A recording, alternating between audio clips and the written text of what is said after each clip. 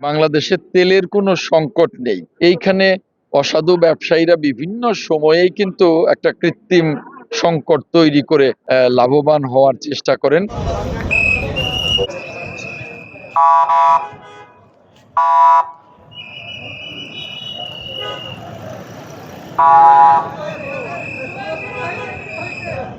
এটা তো বারবারই এই সংক্রান্ত যিনি মন্ত্রী তিনি বলছেন যে বাংলাদেশে তেলের কোনো সংকট নেই, না ডিজেলের, না পেট্রোলের, না অকটেনের, না ভোজ্য তেলের। তেলের কোনো সংকট নেই।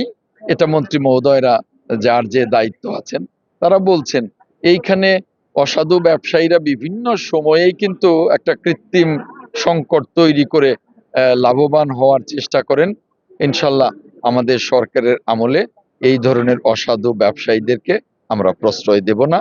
তেলের সংকট নেই কোথাও।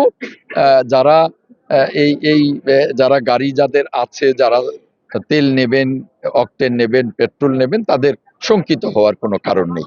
গরমে আরাম নিয়ে হবে না হাহুতাশ, ঘুরলে পরে ওয়ালটন ফ্যান বাতাস আর বাতাস। সরকার কিন্তু তেলের 1 টাকাও দাম বাড়ায়নি। যদি কোনো অসাধু ব্যবসায়ী নিয়ে থাকে তাহলে সংশ্লিষ্ট কর্তৃপক্ষ, যারা আইন শৃঙ্খলা বাহিনী আছে, যারা সংশ্লিষ্ট কর্তৃপক্ষ আছে, তারা ব্যবস্থা নেবেন।